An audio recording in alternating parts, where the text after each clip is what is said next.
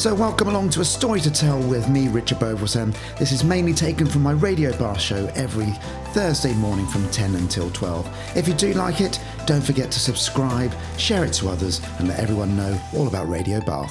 Hope you enjoy it.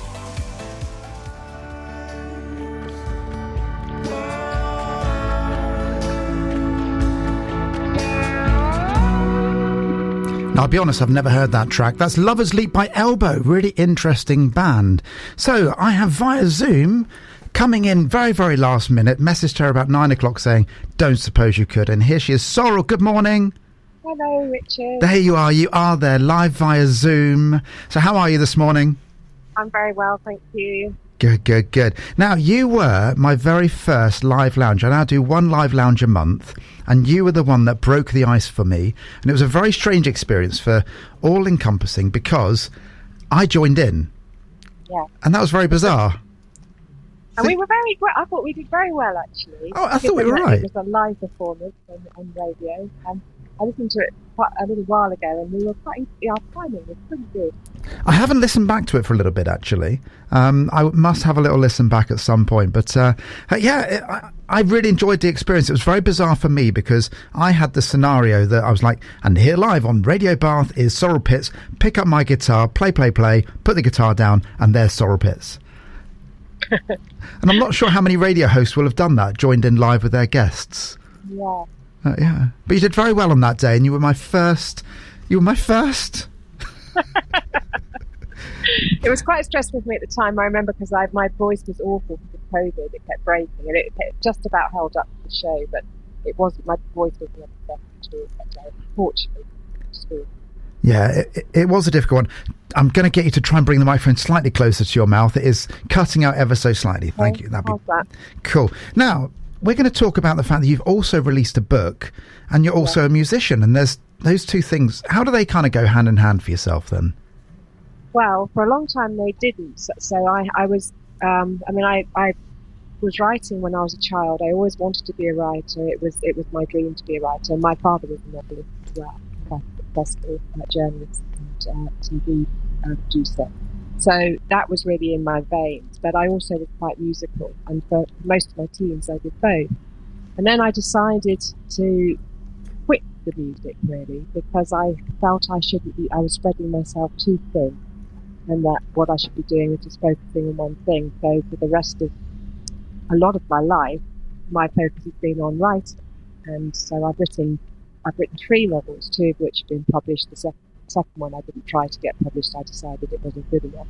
Okay. I might revisit that decision, but we'll see. And then after all of that, I think I might have explained to you on the radio show, I can't remember. I met somebody, a musician, and they listened to some of my old tapes from when I was a teenager and just said, look, these are really good and you've got to get back into it. So at that point, I picked up the guitar again. Gave up the writing. Oh, wow, okay.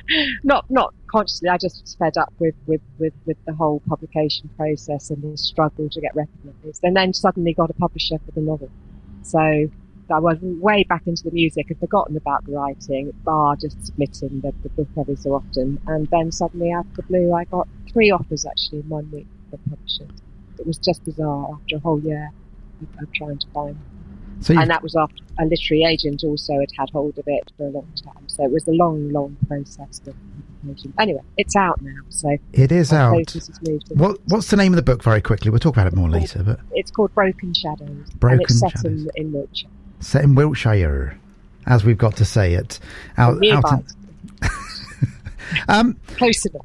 And also, going back to the music very quickly, you got me to do something which scared the living daylights out of me as well. And that is, so I've also written a number of tracks, and you got me to send you my tracks, which, I'll be honest, I've done many, many things in my life, but that's one of the scariest things I've ever had to do. If I'm honest with you. Me listening to your music? Yeah. You try putting a book out there. Well, I suppose you have that scenario of then going, what do people think? And I'm used to being on stage, and when you're on stage, people have opinions of you. So that bit doesn't bother me too much. But I suppose I was just felt very vulnerable because it isn't something which I publish massively, that I also do music, and, the recordings of them was quite average, and I'm quite average regarding playing the guitar and singing. I don't have any other grandeurs about that. So yeah, to kind of published that I'd done these things was quite strange for me. I thought you had lots of potential, actually, Richard, and I think I said to you at the time when I heard the songs that I thought they were very good. That wasn't me fishing, by the way. And your voice particularly is very good. I thought you sounded like Paul Weber. I'll take that to the grave. I really will. So, yeah. Talking about the music, though, you've also been in a bit of collaboration with Vince Bell, who we've had on as a live lounge as well. Yes. Vince is a very good friend of mine. So Vince has been wonderful, and he read the book before it was published and really, really loved it. And he just decided to write a song about it, which is called Shadowing Stones, which is about a henge of stones that are sort of central to the river, which is a real place called the Devil's Den, which is set in Wiltshire, nearby where I am now on the Morber Down. So yes, he's written this absolutely beautiful, haunting song. So what we're going to do is create a video to go with it, and then use it to promote Vince's talent, but also to promote the book. We haven't got further than that at the moment. Vince is still finishing off the song, but it's that's our long-term plan. We will look forward to it. We're going to come back for another link shortly, but first of all, we're going to play one of your tracks that we played on the show. Okay, so it's not one that you played live, though, is it? No, this is one I've recorded recently. Called it's my latest one, actually. I Can't Get Enough of This Feeling. Okay, so here live on Radio Bath is Sorrel Pitts and I Can't Get Enough of This Feeling.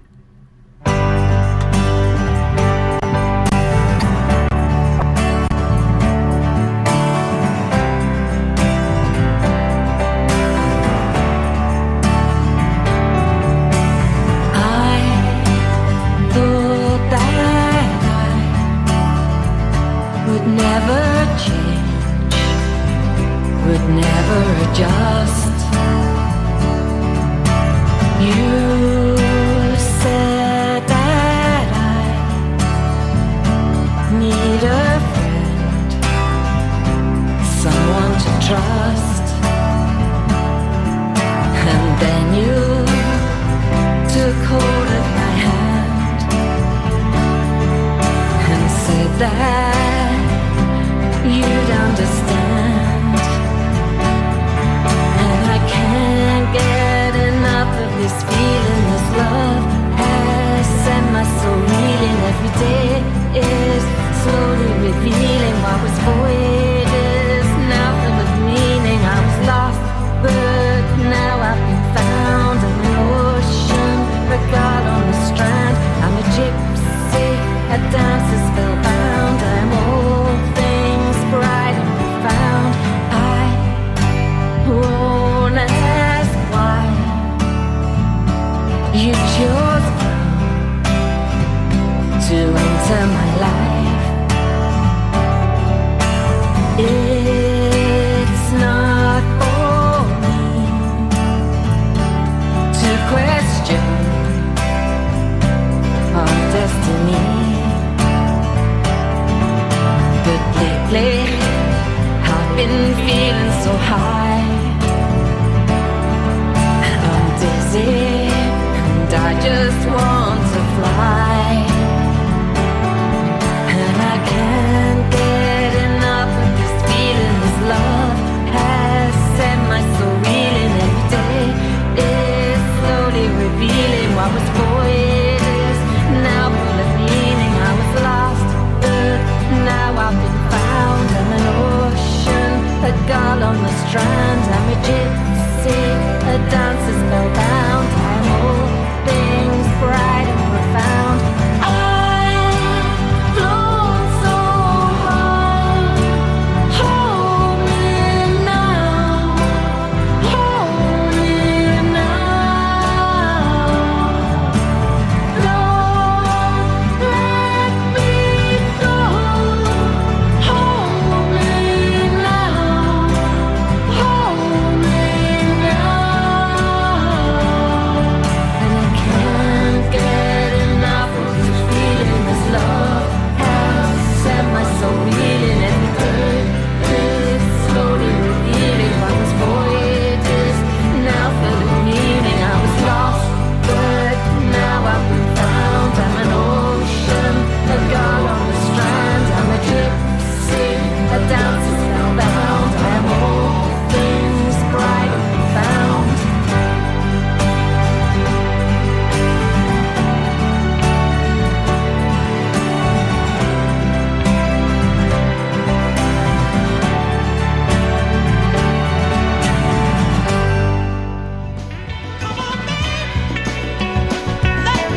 There's Ways Blood and Andromeda. There's a request coming in from Will there. So we're going to be back with Sorrel now. Let me just do a couple of things. There's nothing like technology, is there? Sorrel, talk to me. Hello. There we go. We sorted your microphone out now as well, because it was cutting out a little bit in the first link, but hopefully we'll be able to hear you a little bit better now. So we're going to talk now about the fact that you've written a book. So you've my second one. Your second one. So tell us about your first one, first of all.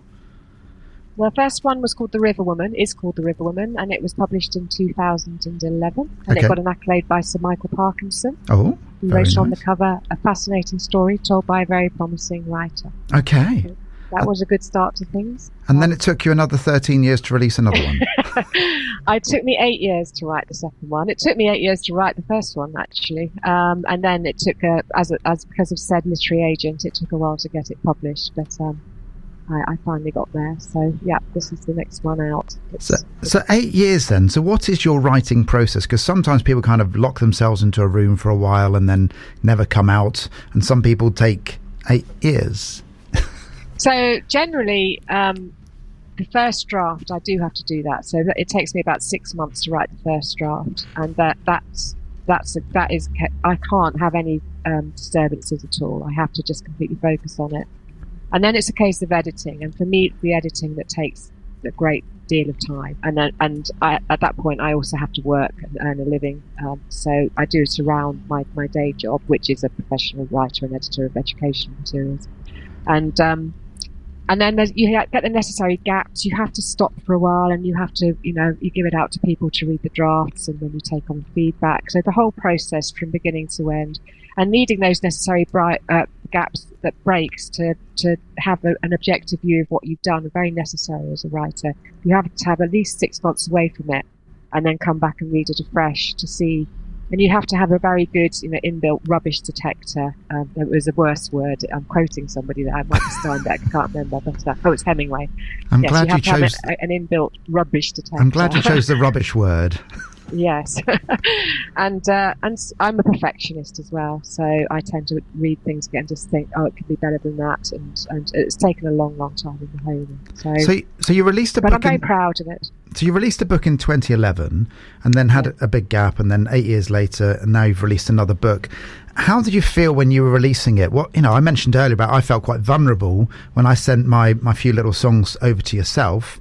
How did you feel releasing a book again into the big wide world? This one much more so, because I think because of social media and the way that things are read now is very different. So the first one was a traditional print media. It was a print run. It went out through the bookshops, and I can't really remember how I felt so much with that one. A bit anxious, but this one I was much more anxious because it's much more immediate now. People are reading it and they're telling me, what they think, or they're not. A lot of people haven't read it, and then they look embarrassed and kind of scuttle past me, And obviously, it won't be for all people. So there are some people who probably won't like it and don't want to tell me. No, I'll be honest. I haven't read your book yet. No, I'm don't afraid. Worry. I will do. It's quite a long book as well. So, and I think initially the publisher has positioned it as a crime novel. But it's much more than a crime novel. There's all sorts of themes in it about marriage and childlessness and rural communities and how they've changed, and also exile.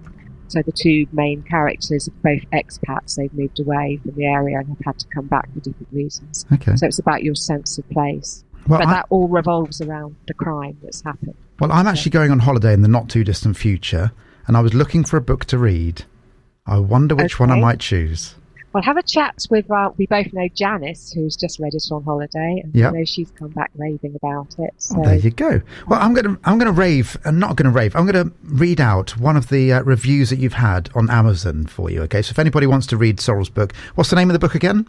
Broken Shadows. Broken Shadows, available on Amazon and all good websites. Can I just say, it's getting more than 70% 5-star reviews on Amazon. Which is amazing. So, here we go. So, I felt completely immersed in the location of Wiltshire, almost longing for it, although I have lived there my entire life. Even those who have never visited will fall in love with the atmospheric landscape shown on the pages. It was a true page-turner. The mystery was unexpected and the ending touching. Although there is an underlying theme of murder and crime, there is an emphasis emphasis on family ties, roots, and even romance throughout, which I found really elevated the story and characters. These characters had real depth to them and felt raw and humane to me. The struggles they encounter with family and within themselves made me very relatable. Read this book in 4 days. I was so hooked and would recommend to all types of readers. A novel with many genres hiding within it. How do you feel when you read something like that? Yes, I remember reading that one, and I was knocked out by that. It's a beautiful review, isn't it? It's lovely. Yeah, it's a very honest review as well. And that reviewer has picked up on what the novel is much more than a crime novel. It's about human beings and the state of being human. It's particularly pertinent to people in their 40s and the kind of issues that people go through in their 40s. Okay. And a lot of people relate to it, I think. Yeah, I am going to spend money and purchase that book, Sorrel. Even though I know you, and no doubt. I will sign it for you, Richard. Oh, you'll sign it. It'll be literally worth, if I buy it for $8.99, it'll be at least worth £9 at that point. It's $9.99 actually. Oh, is it $9.99? Correct. It's on offer on Kindle at the moment. I think it's only 99p for a while. Is it? Fantastic. Yeah. I will literally buy it for 99p, and you can sign my phone. How does that sound? So what's the future hold for you then regarding music and writing then? Sorry, what does the future hold for you regarding writing and also music? I'll continue with both. I'm actually really looking forward to getting back to music. I'm totally all the time. I'm promoting the book at the moment on social media and in all sorts of other ways. It's just completely all-consuming. So I'll be quite glad to sort of get back to writing songs. I haven't written anything for the last 6 months because I've been so busy with this, but I am still playing and honing my guitar skills and hopefully improving. So I don't expect to make a fortune out of either, but I love being creative and I'm happiest when I'm being creative, and it's great when people appreciate what I do. And particularly when they do things like throw themselves in front of my car, which somebody did the other day. Oh. She so badly wanted to talk about my book. I did wonder where that was going then when you said she threw herself in front of your car. I'm like, wow, people are literally dying in front of you, but not quite to that degree. So you had a fan. Came and banged on the window, said, I've got to talk about it. Oh, amazing. And again, that it's almost it is fame, isn't it? It's like miniature fame, but I don't do it for that reason. And one of the nice things about writing is that it's quite it should be quite anonymous, although obviously because the book is set locally, lots of people locally are reading. So. Yeah, absolutely. I'm going to play a track by Vince. So he came in to do a live lounge, and this is his live version. I'll be honest, this was my favourite track of his, the Superman Pyjamas. Oh yes, I love that one. I love that track. It's just, and what I loved about it was how he described what the backstory was to it, and then kind of you listen to the lyrics, and I thought it was a beautiful track. And again, you and Vince, when are we going to see the collaboration then of you and Vince for your book? Well, who knows? I think we're going to record this song professionally, and Vince has talked about me singing with him on it. So perhaps we could come in and do it live sometime, Richard, once we've got it all polished up. I would love to have you both back in, so we'll set a date for that sometime later this year. It's a very beautiful song. It is. You very kindly sent me over a kind of a clip of it, and I had listened to it on the way in, and it sounded fantastic. So yeah, I'd love to hear it live. That'd be both. And you'd both be performing on it then, would you? Yes. I'm sure we'll come in and do that. That would be brilliant. So we'll look out for that sometime later on this year. Sorrel, thank you so much for stepping in last minute to chat about for having me. It's nice to talk to you. No, it's lovely. And we're going to play Vince now and Superman Pyjamas. We'll speak again very soon, Sorrel. Okay, thanks, Richard. Bye.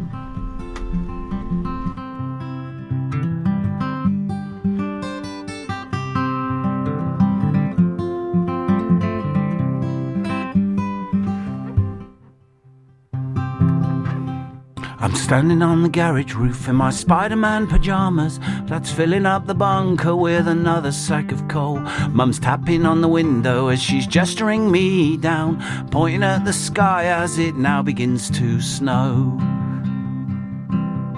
So I switch to jamming frequency to block all these distractions, calculate my trajectory for the perfect forward roll. I close my eyes and spread my arms for a second of pure weightlessness. Seconds become an hour as my imagination takes control. Climbing up the highest tower, master of my superpower, like a speeding bullet against the curvature of the earth, which comes racing up at me as I smash a perfect landing, softened by the forward roll, unharmed and never hurt. leaping to my feet in a cry of victory. Mum calls me in and shakes her head and tells me I'm bananas. I don't really care, 'cause I'm shielded from the world out there and all its tribulations by my Spider-Man pajamas.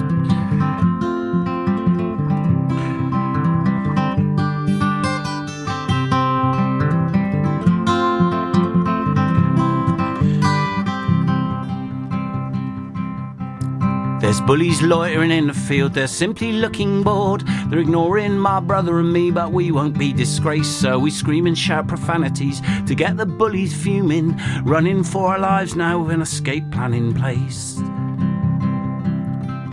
200-yard head start, just 50 from the gate. With odds like that, the outcome's not disputed. Such simple quest for heroes might not seem very brave. Or Spider-Man pajamas or not, I'm not that bloody stupid.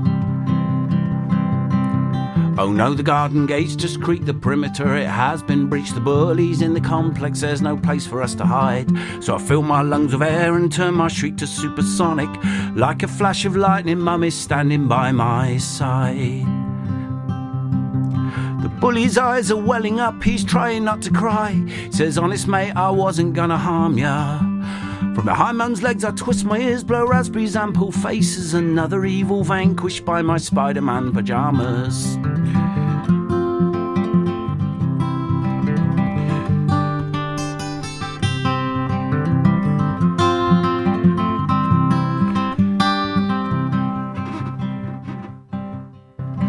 Little boy is moving on, we don't stay little boys for long. The pajamas, they are fading and they're getting pretty tight.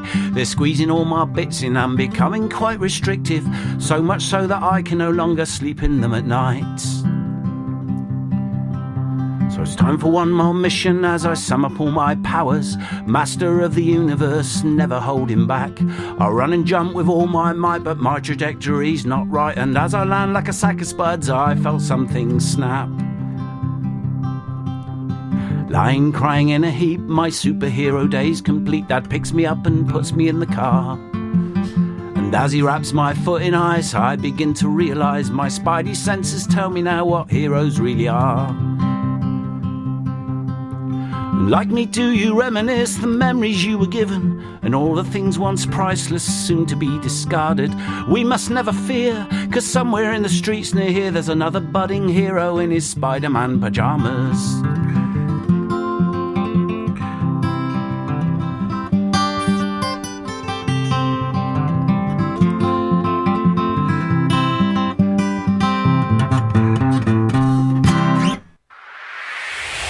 This is Radio Bath.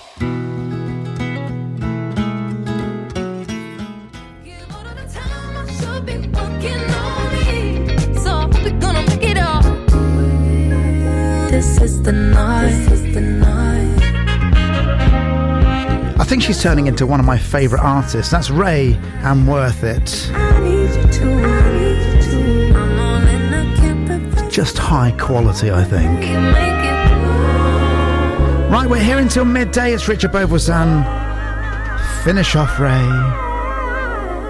Love it. If you have any music requests today, then do email in at studio@radiobath.com, or you can text Bath followed by a message to 80011. We're pretty much happy to play anything, if I'm honest with you. So yeah, do email in on those. Now I'm going to talk about a subject which has been irritating the living daylights out of my wife for about the last 2 weeks or so. Now, just need to set the scene very, very quickly.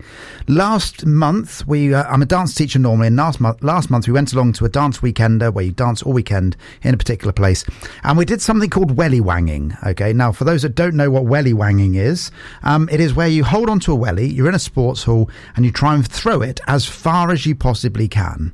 Okay, now I had a technique, we did it before, and it was pretty good. And then I saw this chap that was about 6'5".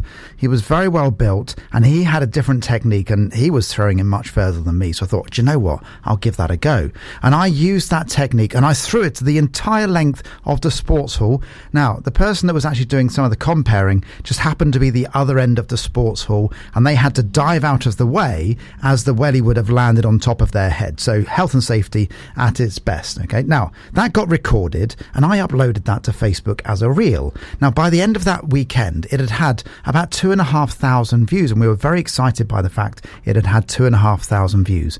And then last Thursday morning, I had a message on Facebook saying it's gone up to 25,000 views. I was like, wow, that's amazing. It's gone up to 25,000 views. An hour later, it had gone up to 50,000 views. And then I started thinking, wow, what's happening here? And apparently it had made its way across to America. I was getting messages from America saying, what is welly wanging? And that's the terrible American accent I'm afraid I'm going to do for you. And then it started to go more and more. So I've done 1,000,001 things in my life, but the thing I'm famous for in America now is being the welly wanger. And I've got to be very careful how I say that.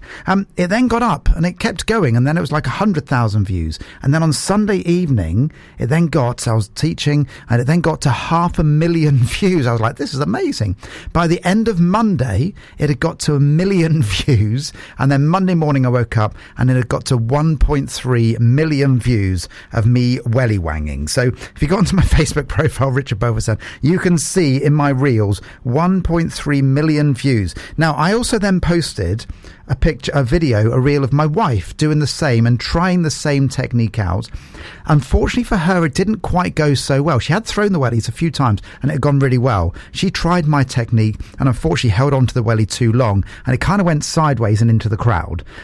I think her video's better, if I'm honest with you. It's had only 2,000 views so far, but I'd love to see if we can get that up to 1,000,000 as well. So again, if you want to click on that and share it, that would be amazing. So yeah, Facebook Reels. Who knew 1.3 million people would watch me being a welly wanger? So it's time for Not Many People Know That.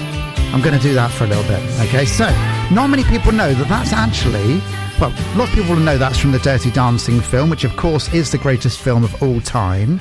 As a dance teacher, I have to say that, but I genuinely believe it as well. That's actually sung by Patrick Swayze. He also co-wrote that track. Now, I was just doing some research about it, and actually, it wasn't actually written for Dirty Dancing. It was written for about 2 years prior to it, and then they played it during the film, or we played it during recordings, and they went, yeah, that's a good song, we'll play it out for you. So there we go. Things you just didn't all know about. Okay, so yeah, Patrick Swayze sang, and it's the only ever song that he wrote and sang him, but there we go. I'm going to give you a little bit of feedback again about a previous guest. We've had Sorrel Pitts on earlier. She was lovely. She was on last year.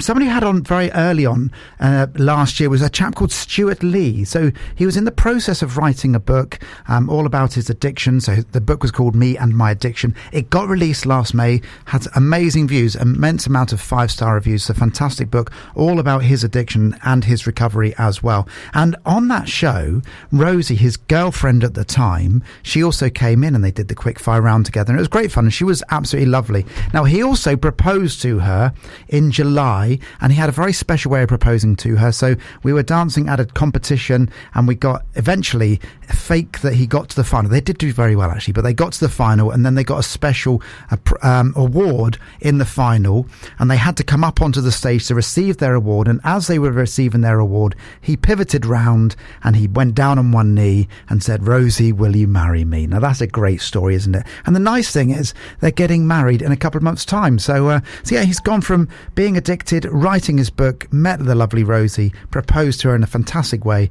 and now they're getting married. So yeah, it's lovely how stories can come true.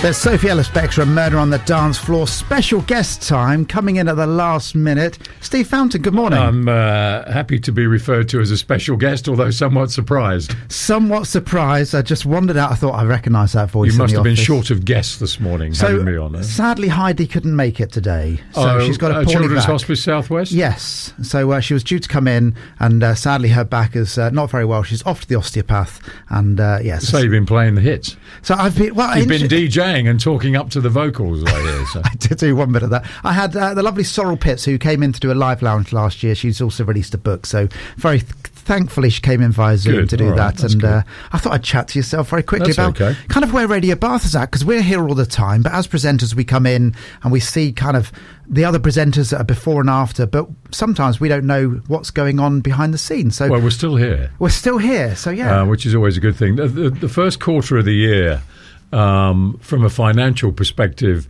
is always a bit challenging for us. I mean, we always pay the bills. I hate having anything outstanding. So we do all that. But a lot of our patron renewals come up from April. Right. And thankfully, we've had a few renewals, so that the invoices have gone out for those. So thank you to those people that have renewed. There's a couple that have got one or two issues of their own, and they postponed their renewals for a little while. We completely get that, and we'll continue to work with those patrons anyway, those people that were patrons, because the hope is that one day, not too soon, they'll come back on board again. People who buy partnerships, or we call them partnerships, but advertising. Those things in the early part of the year, the sort of immediately between Christmas and New Year and January, February, they tend to slack off a bit. That's forever been the case in any form of commercial radio. But this time of the year, about now, things start to pick up a little bit. We've got Easter, so that definitely helps. We've just done a deal with, yesterday confirmed with Hilliers, the garden centre, to go up there and do another live show. They're buying a partnership or some advertising. We refer to our advertisers as partners because they're much more than just, advertisers. We don't just take their money, put the ad on and then leave it. We go and talk to them and what else can we do and all that sort of stuff. So I'm going up there to do a show on a date to be agreed. We got a building business that's just signed up from Froome. That'll be on as a partner probably from about this time next week. We've got, after Easter, you got 2 bank holidays in May. That generally attracts a little bit of attention from people that want to share some things with the listener that they're going to be doing. So once we get through that January, February, call it March as well, period, then things start to breathe a little less tightly, shall we say. And kind of what's your hope? So hopefully the financial part of Radio Bath will be okay. Yes. Kind of what's your hope regarding the broadcasting side of it? Where is that at the moment, and kind of where do you see it going? I think we're in a good place. We've got a healthy body of volunteers. There are always new people coming in. There are a few that go off, especially since we've settled down after COVID. I mean, we had a bit where people went back to work, and that's perfectly understandable. We've got a couple of people that might need to reduce their level of commitment from 2 or 3 shows a week down to 1 or 2, and that's perfectly reasonable because they've got families and other stuff. But whilst we're always looking for new people to come on board, there's all sorts of things that people can get involved in, from the stuff we do off air, our outside broadcast. We were down at the Bath Half on both days actually, but the Sunday was the big day, obviously. And how did that go? It was brilliant. It was really good. It was easy for me because I was only telling people what was happening. I didn't have to run anywhere. The one thing I do recall from it, and it will live me for a long time, was how muddy it was. Right. I mean, it was liquid mud in places, so that was a challenge.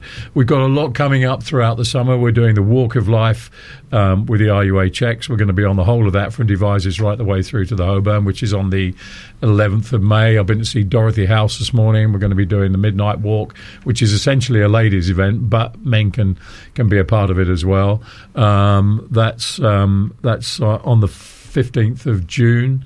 There's a lot of other stuff coming on, stuff that we've done over a period of the last couple of years that we're being invited back to do again. So we've got a busy period, and I'm not going to be around for some of it because I'm having surgery in June, so I need to take probably half of June, all of July, and maybe even a bit of August off for recovery. So. And how are you feeling about having some time off then?